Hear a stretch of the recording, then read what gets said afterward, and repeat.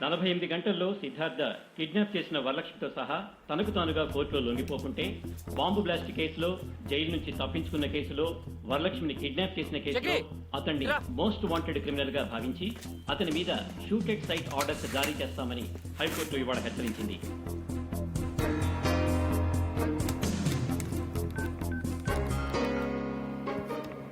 చెప్పరా.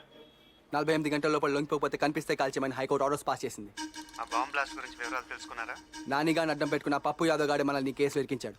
ఆ టైంలో వాడు వేరే కేసు మీద జైల్లో ఉన్నట్టు ఆధారాలు చూపించాడని రిమాండ్లో ఉన్న మన ఫ్రెండ్స్ చెప్పారు. రే, ఆ మొండి నానిగాడు నేను చంపడానికే బయటకు వచ్చానంట్రా. నువ్వు జాగ్రత్త. ఆడి సంగతి నేను చూసుకుంటా గానీ మనాలందరిని అలర్ట్ చెయ్యి. సరే. కోర్టు నాకు 48 గంటలు గడువు ఇచ్చింది. నేను నీకు 24 గంటలు గడువు ఇస్తున్నాను. మర్యాదగా నువ్వు చేసిన నేరం కోర్టులో ఒప్పుకోవాలి. నేరమా? నేను చేశానా? ఛా, నువ్వు చేసిన నేరాలు ఏదో పెద్ద లెక్క కాదనుకో. టెర్రరిస్టులుగా మా మీద మోపిన నేరాన్ని నువ్వు మర్యాదగా కోర్టులో ఒప్పుకోవాలి. నేనే మిమ్మల్ని ఇరికించానని చెప్పడానికి సాక్ష్యం ఏముందిరా? ఆ ఒంటి చేతి మొండి నానిగాడు నీ పక్కనే ఉండుంటాడే, వాడే సాక్ష్యం. రే మొండి, మర్యాదగా నిజం ఒప్పుకో. లేకపోతే ఒకసారి చెయ్యి పోగొట్టుకున్నావు, ఈసారి అన్ని సామాన్లు పోగొట్టుకుంటావు. రే పప్పు, వరలక్ష్మి ఒట్టిగా నా దగ్గరకు వచ్చింది, కానీ నీ దగ్గరకు మాత్రం ఒట్టిగా రాదు.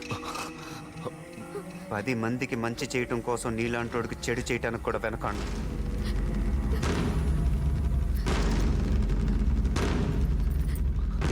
బాబా హలో, ఇంకా నేను ఆగలేను. వాడి తల తీసుకొస్తా. రే ఆగరా. వాడు మనకి దొరకడం సంగతి అలా ఉంచు. నువ్వు గనక వాడికి దొరికిపోతే మొత్తానికే ప్రమాదం. వద్దు బాబా, నేను జైలు నుంచి వచ్చింది నీ కళ్ళలో భయం చూడ్డానికి కాదు, ఆనందం చూడ్డానికి. నేను వెళ్తాను. రే అన్నా, బావ జాగ్రత్త. అలాగే, నువ్వు జాగ్రత్త. ఇందాక ఫోన్లో పప్పుతో ఏమన్నావు? మర్యాదగా కోర్టులో లొంగిపోమన్నాను. తర్వాత ఇంకేమన్నాను? అంతే కదా. లేదు లేదు, తర్వాత ఓహో, అదే నీ సరదా.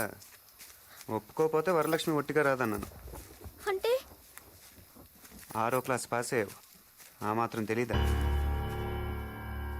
ఇదే మాట 6వ క్లాస్ పాస్ అయ్యా, ఇది వరకు ఎప్పుడు అన్నావు?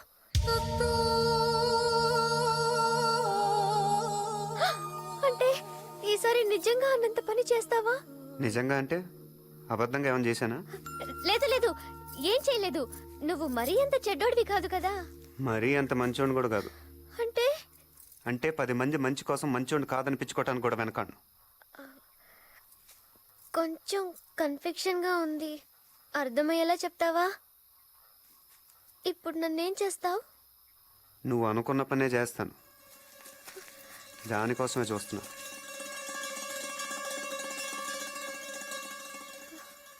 పప్పు దగ్గరికి వెళ్తావా? నిన్నే అడిగేది, పప్పు దగ్గరికి వెళ్తావా? ఓసారి అటు చూడు.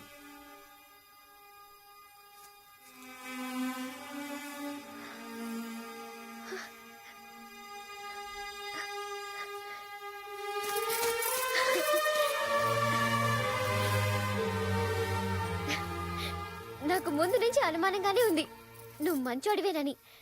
నన్ను కూడా ఏం చేయకుండానే వదిలేస్తున్నావు. ఆయనతో చెప్పి నిన్నేం అనొద్దంటానులే. మరైతే వెళ్ళిరానా? జాగ్రత్త.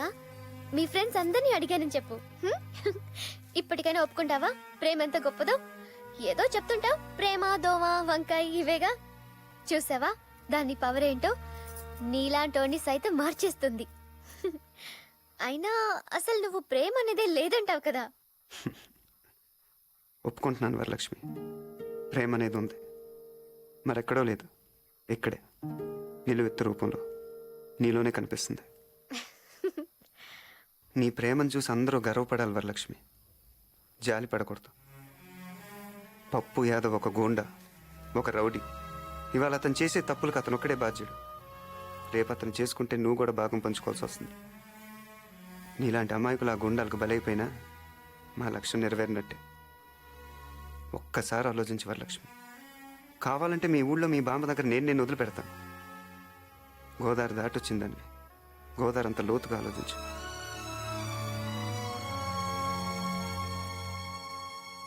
వరం వచ్చేయ్, నువ్వు ఇటు వచ్చేయ్ వరం. ఈ రోజుతో వీడికి మూడింది. రేయ్, నా వరాన్ని అడ్డం పెట్టుకుని ఇన్నాళ్ళు నన్ను ఆడించావు. లేకపోతే ఎందన్నో చిటికలో లేపేసిన వాడిని. నువ్వు నాకు లెక్క కాదు. వరం, నీకేం భయం లేదు. వచ్చేయ్, ఈ రోజు వీడి రక్తంతో నీ కాళ్లకు పారాణి రాస్తాను. వచ్చేయ్. రేయ్ రండ్రా, ఎక్కడ చచ్చారు? ఈ రోజు గుమ్మ ముందే పాతి పెట్టాలి. వచ్చేయ్ వరం, వచ్చేయ్.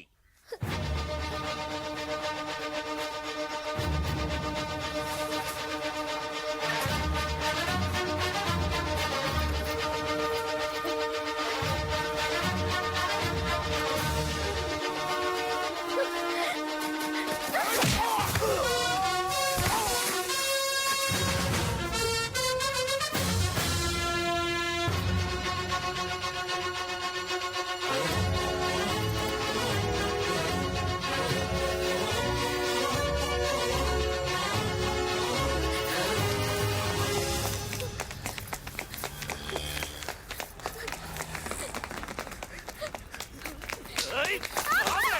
ఎక్కడికి పోతావు?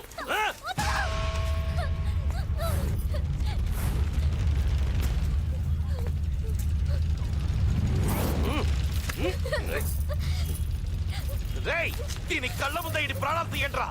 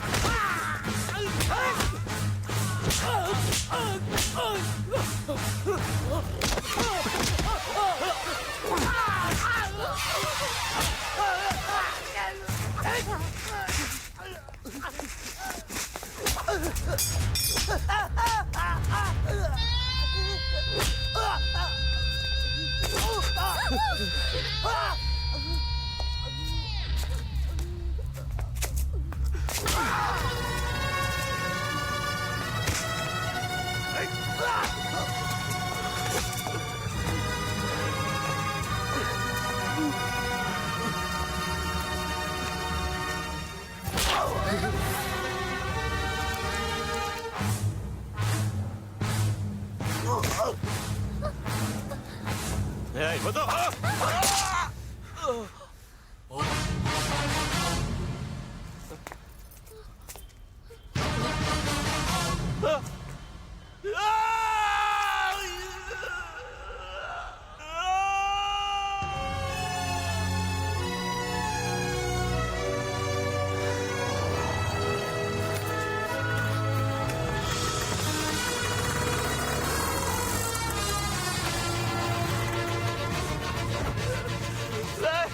కత్తి పాలలోకి దిగబడిపోయింది, తీయండిరా. ఏయ్, కత్తి రోడ్లోకి దిగబడిపోయింది, లాగండిరా. లాగండిరా. తీరా.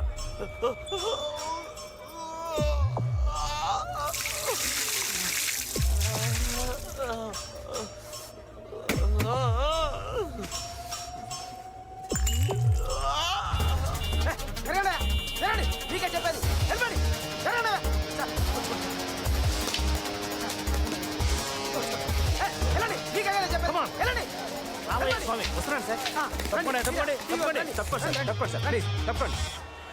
హలో ప్రతిభ, ప్రతిభ, ప్రతిభ వినిపిస్తుందా నీకు?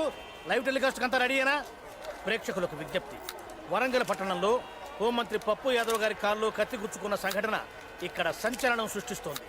ఆ దృశ్యాలను మనం ఇప్పుడు ప్రత్యక్షంగా వీక్షిద్దాం. నమస్కారం మినిస్టర్ గారు. ఏయ్, ప్రత్యక్ష ప్రసారమా అవును సార్. ఇదేమన్నా ఫ్లైఓవర్ ఓపెనింగ్ ఎవరు సార్? ఎందుకు ఎంత లైవ్ కవరేజ్ సరేవారు సార్, మీరు ఇప్పుడు ఆ దృశ్యాలు మనం ప్రత్యక్షంగా చూడబోతున్నాం. ప్రతిమ హోమ్ మినిస్టర్ గారి కారులో కత్తి గుచ్చుకోవడం వల్ల ఈ ప్రాంతం అంతా కూడా రక్తంతో తడిచిపోయింది. ఇప్పుడు హోమ్ మినిస్టర్ ఇచ్చుకున్న కత్తిని మనం స్పష్టంగా చూద్దాం. కెమెరా కత్తి మీద పెట్టవయ్యా. ఇది మోకాలయ్య స్వామి. హోమ్ మినిస్టర్ గారు ఆర్తనాదం, హోమ్ మినిస్టర్ గారు ఆర్తనాదం చేస్తున్నారు, బాధతో విలవెల్లాడిపోతున్నారు. ఇప్పుడు ఈ సంఘటన మీద ప్రజా స్పందన ఏమిటో మనం తెలుసుకుందాం. రాష్ట్రంలో లా అండ్ ఆర్డర్ పరిస్థితి ఎలా ఉందో మంత్రి గారి కాలు చూస్తేనే తెలుస్తుంది. ఓహో. కలియుగంలో ధర్మం ఒంటి పాద మీద నడుస్తుందని చెప్తారు, కానీ ఇక్కడ పరిస్థితి చూస్తుంటే నిజంగా ఒంటి కాలు మీద నడుస్తున్నట్టుంది. ఆ సిద్ధార్థ అమ్మాయిని తీసుకొని పారిపోతున్నాడండి. అప్పుడు అటో 10 మంది ఇటో 10 మంది రౌడీ వ్యవహారాలు వచ్చారండి. ఇంకేముందండి, బాగా కుమ్మి పడేశాడండి. మరి ఈయన రౌడీయే కదండి. మంత్రి గారు ఫేస్ క్లోజ్, ఫేస్ క్లోజ్. ఆ అమ్మాయిని తీసుకొని ఈయన పారిపోతున్నాడండి. అప్పుడు ఆయన ఊరుకుంటాడా, ఒక కత్తి అందుకొని కసిక్కర పాదంలో దిగేశాడండి. కాలు క్లోజ్ అప్, కాలు క్లోజ్ అప్ పెట్టు. నిజంగా కత్తిల పాదంలో దిగటం లైఫ్ లో ఫస్ట్ టైం చూస్తున్నానండి. ఇది నా అదృష్టంగా భావిస్తున్నాను. ఇతను క్లోజ్ పెట్టు, ఇతను క్లోజ్ పెట్టు. అంబులెన్స్ లో వైద్య బృందం వస్తున్నది. వారు ఇప్పుడు మంత్రి గారిని పరీక్ష చేసి మంత్రి గారి కాల్లో గుచ్చుకున్న కత్తి తీసేస్తారో కాలే తీసేస్తారో బ్రేక్ తర్వాత. తప్పకుండా తప్పకండి, డాక్టర్లు కొంచెం చోటు ఇవ్వండి. తప్పకండి. కత్తి లోతుగా దిగినట్టుంది. డాక్టర్లు ఇప్పుడు మంత్రి గారి కాళ్ళను శుద్ధి చేస్తున్నారు. డాక్టర్ గారు పరిస్థితి ఎలా ఉంది? ఇప్పుడప్పుడే ఒక అంచనాకు రాలేకపోతున్నాం. Don't disturb. Don't worry sir, కత్తి తీసేస్తారు, కత్తి రాకపోతే కాలు తీసేస్తారు. ఓ గుణపం తీసుకురండి. గుణపమా?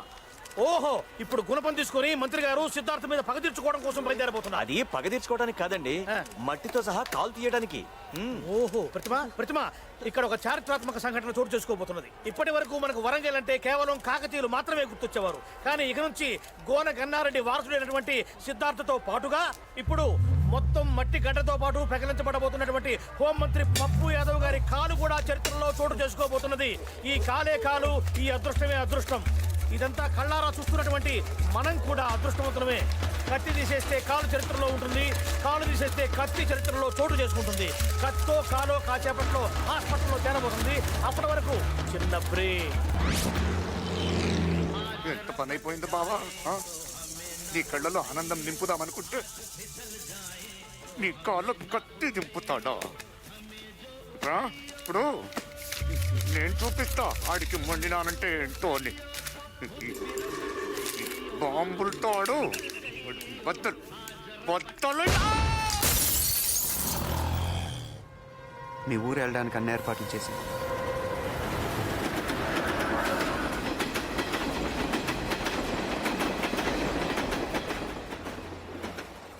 పప్పు యాదవ్కి ఇప్పుడు దాకా నేను ఒక్కని శత్రువుని. ఇప్పుడు నువ్వు కూడా. అయినా నువ్వు మీ ఊరు చేరేలోగానే వాడిని కోటుగుమ్మ ఎక్కిస్తాను. మీ బామ్మని అడిగానని చెప్పు. గోదావరి దాటి ఇంత దూరం వచ్చావు. ఈసారి 7వ తరగతి కూడా దాటి.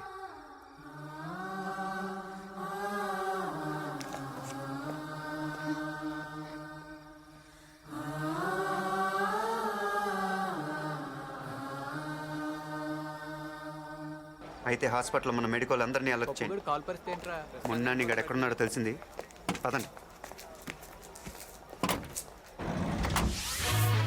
ఇంకా లాభం లేదు. పదవి పోయినా సరే మన విశ్వరూపాన్ని చూపించాల్సిందే. రేయ్, బామ్మరిది మొండినాని గాని పిలవంట్రా. పిలవకుండానే వచ్చింది సార్. ఏడి ఎక్కడా? రే బామర్ది, బామ కింద ఫ్లోర్ లోనే ఉన్నాడు, సేమ్ రూమ్ లో. ఆ సిద్ధార్థం చంపనికే తయారు చేసిన బాంబు ఆన్ చేతిలోనే పేలింది. అంతేకాదు, సిద్ధార్థ కేసు చూస్తున్న సిబిఐకి దొరికిపోయిండు. రేపు సిద్ధార్థ కోర్టులో లొంగిపోతుండని పీపీ ఫోన్ చేసిండు. అంటే ఆ మొండినాన్ని సిబిఐకి అప్రూవర్ గా మారి ఉన్నదంతా చెప్పేస్తారా? చచ్చా, వాడు అలా చెయ్యడ్రా. సృహలోకి వచ్చాక చస్తానని భయపడి ఒకవేళ సిబిఐకు నిజం చెప్తే ఇప్పుడు ఆసుపత్రిలో ఉన్న మీరు రేపు చెర్లాపల్లి జైల్లో ఉంటారు. అంతా మన కంట్రోల్లో ఉంది. డాక్టర్లు మెడికోలు మనోళ్ళే కదా. మార్చరీ ఎక్కడ? మార్చరీ ఎందుకు? వాడు ఇంకా చావలేదుగా. మార్చరీ ఎక్కడ? అటువైపు ఉంది.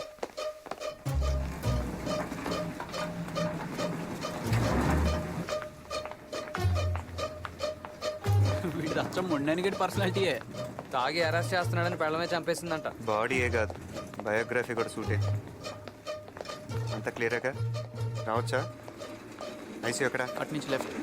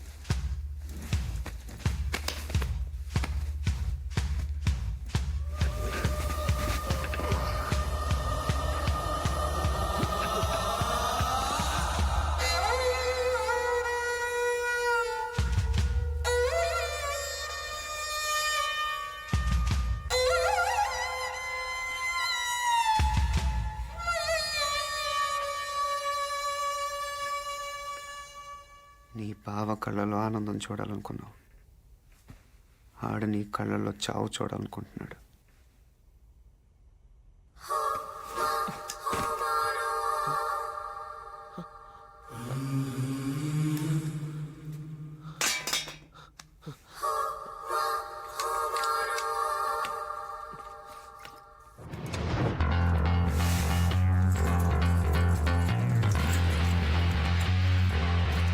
రండి చూడండి, వాడు మొండినాని కాదు, ఎవరిదో శవాన్ని పెట్టారు.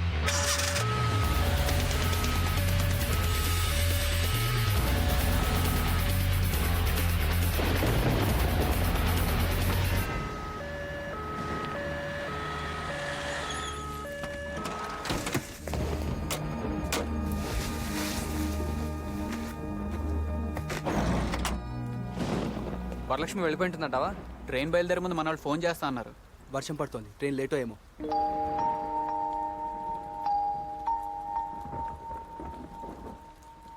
ఈడిలాగే ఉంటాడుగా. మళ్ళీ స్పృహ వచ్చేది రేపు కోర్ట్ టైంకే.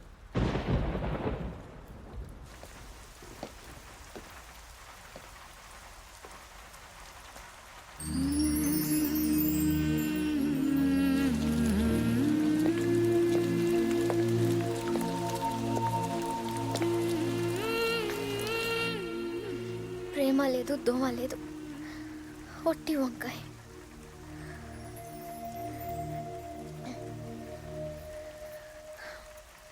నేనేం బాధతో ఏడవటం లేదు, మోసపోయానని పశ్చాత్తాపడడం లేదు. ఏ మొహం పెట్టుకుని ఊరెళ్ళాలని ఆలోచిస్తున్నాను. ఈ మొహానికి కొంచెం తలెత్తుకునే అవకాశం కల్పిస్తావా? జనాల్ని మోసం చేసి ఈ నాయకుల్ని తరిమి కొట్టే పనిలో నాకు కొంచెం చోటిస్తావా? ఈ మాట పప్పుగాడినాలి. ఏం చేస్తాడు? అయినా వాడికి ఉందిలే నీ చేతిలో. కొత్త కనిపిస్తున్నావు.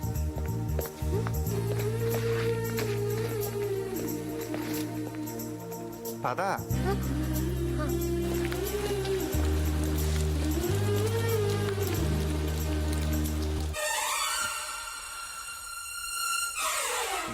సార్, సిద్ధార్థకు కోర్టు ఇచ్చిన టైము ఇంకా 12 గంటలే మిగిలి ఉంది. ఈ లోపు ఏం చేస్తారో చేయండి. ఇన్నాళ్ళు ఆ సిద్ధార్థ గాడి మూమెంట్స్ మనకి క్లియర్ గా తెలియలేదు, అందుకే వాడు మనతో ఆడుకున్నాడు. ఇప్పుడు వాడి రూట్ క్లియర్ గా ఉంది. రేపు ఉదయం కోర్టుకు వచ్చి తీరుతాడు. హైకోర్టుకు వెళ్లి అన్ని దారులని బ్లాక్ చేసి వాడికి స్పాట్ పెట్టండి. Chadar beach, Purapul beach, Madina hotel, city college, ఈ రోడ్లని బ్లాక్ చేయండి.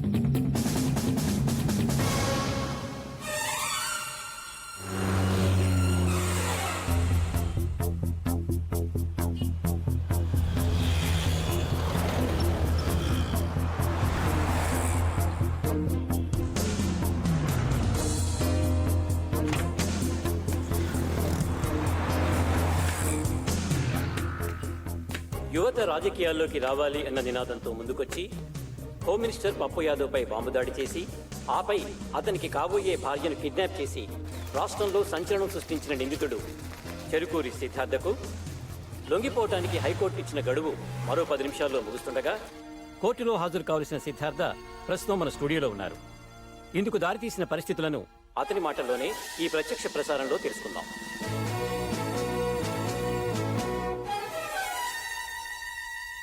కోర్టులో మీ ముందు బోన్లో నిలబడాల్సిన నేను ఇలా టీవీ ద్వారా కనిపిస్తున్నందుకు క్షమించండి యువర్ ఆనర్.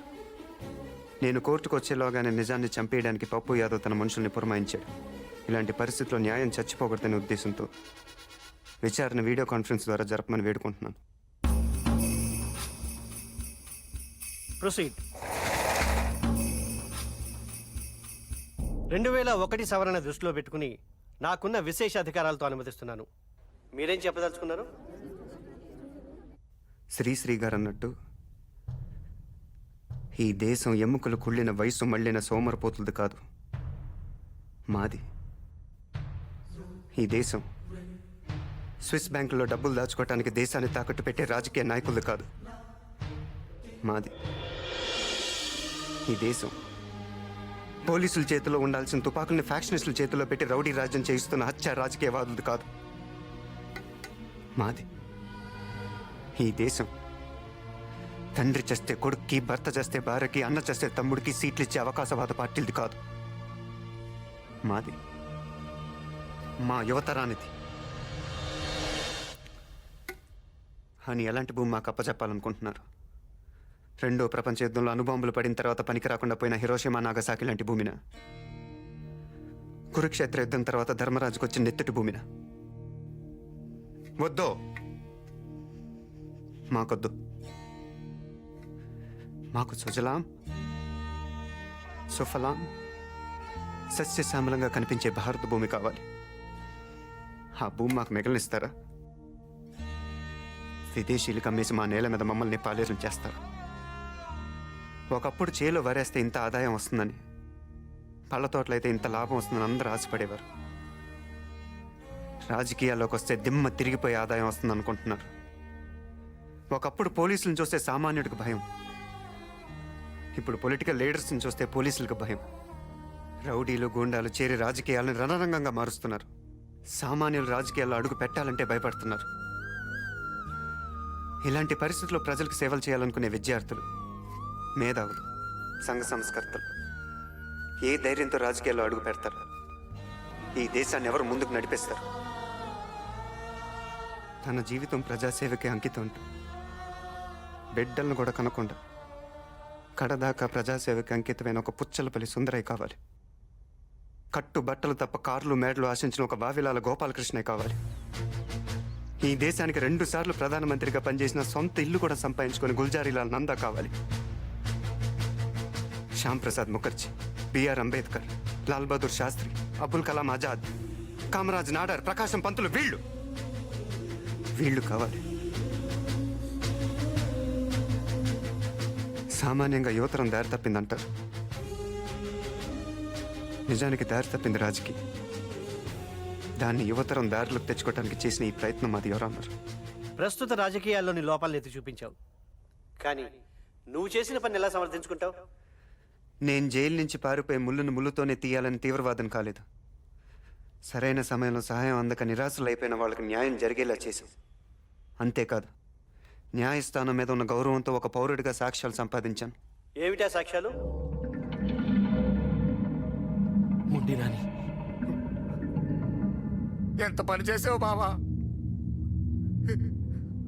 నీ కళ్ళలో ఆనందం చూడాలనుకుంటే నా కళ్ళలో చావు చూడాలనుకున్నావు. నిన్ను కాదట చెల్లి కోసం నువ్వే కావాలనుకున్నాను. నీ బామర్దినే తింటుతూ చంపేస్తూ ఎన్ని చేశాను బావ నీ కోసం. ఈ స్టూడెంట్ కుర్రాల్ని అడ్డం తొలగించాలని నీ మీద బాంబు వేసినట్టేసి నిన్ను కాపాడి వీళ్ళే చేశారని బొక్కలు తోయించాను. నీ మీద అనుమానం రాకూడదని ఎన్నోసార్లు జైలుకెళ్ళాను, దాక్కున్నాను.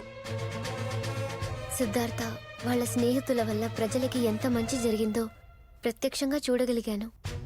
అంతేకాదు, పప్పు యాదవ్ లాంటి రాక్షసుడి బారి నుండి ప్రజలే కాదు, నాలాంటి అమ్మాయి కూడా రక్షించబడినందుకు, నాకు వాళ్ళ ఆశయంలో పాలు పంచుకునే అవకాశం కలిగినందుకు ఆనందించడమే కాదు, గర్వపడుతున్నాను కూడా. ఎన్నికలప్పుడు జరిగిన బాంబ్ బ్లాస్టింగ్ కేసులో సిద్ధార్థని అతని మిత్ర బృందాన్ని నిర్దోషులుగా భావిస్తున్నాం. ఇదే కేసులో పరకాల పురుషోత్తం యాదవ్ ఎలియాస్ పప్పు యాదవ్ని ప్రధాన నిందితుడిగా భావిస్తూ రెండవ నిందితుడైన జొన్నలగడ్డ వెంకట్రావు ఎలియాస్ మొండినానిని తక్షణం పోలీసులు అదుపులోకి తీసుకోవాల్సిందిగా ఆదేశిస్తున్నాం. ఇకపోతే సిద్ధార్థ జైలు నుంచి తప్పించుకోవటం, వరలక్ష్మిని కిడ్నాప్ చేయటం అతను చేసిన నేరాలు. ఈ కేసులో అతనికి బెయిలిస్తూ తదుపరి విచారణకి ఆదేశిస్తున్నాం.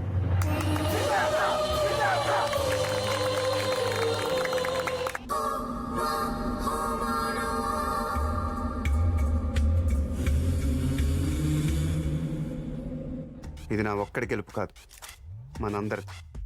ఆంధ్రప్రదేశ్లో ఉన్న అన్ని యూనివర్సిటీ స్టూడెంట్స్కి ఇదే నా పిలుపు.